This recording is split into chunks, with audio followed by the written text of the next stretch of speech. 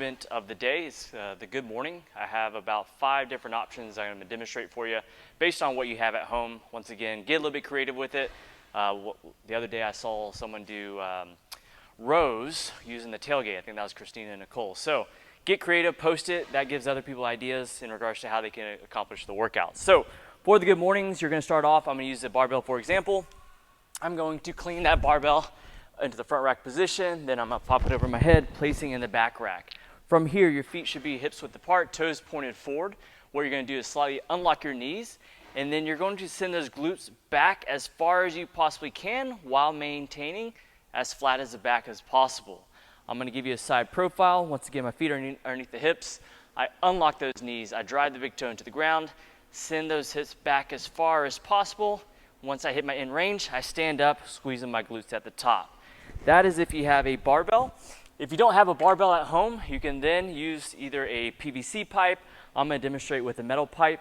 You can do this unweighted, just increase the rep scheme just a little bit.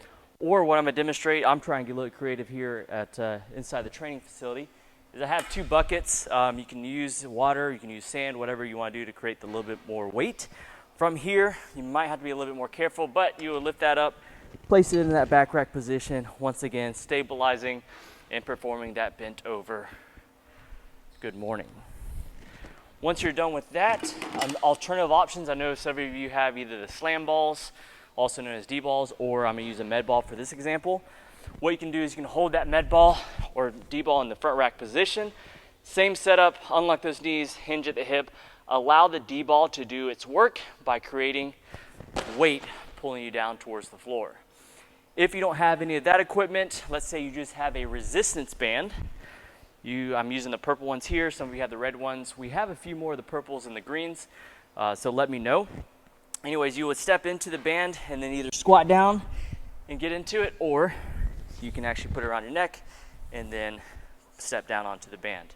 Same positioning, big tall chest, unlock those knees, hinge at the hips, and then those glutes back, and then standing tall.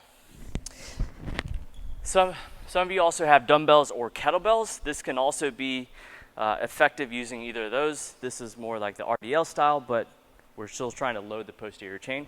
So from here, you would just stand tall with the kettlebell or the dumbbell, holding it by the hex of the head. Feet hips width apart, unlock those knees, hinge at the hips, allow your arms to just act as pendulums, and stand tall.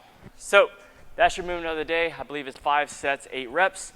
Weighted, if you don't have any weight, you can always increase the rep scheme. What we're trying to do is strengthen the lower back and the hamstrings. So get after it.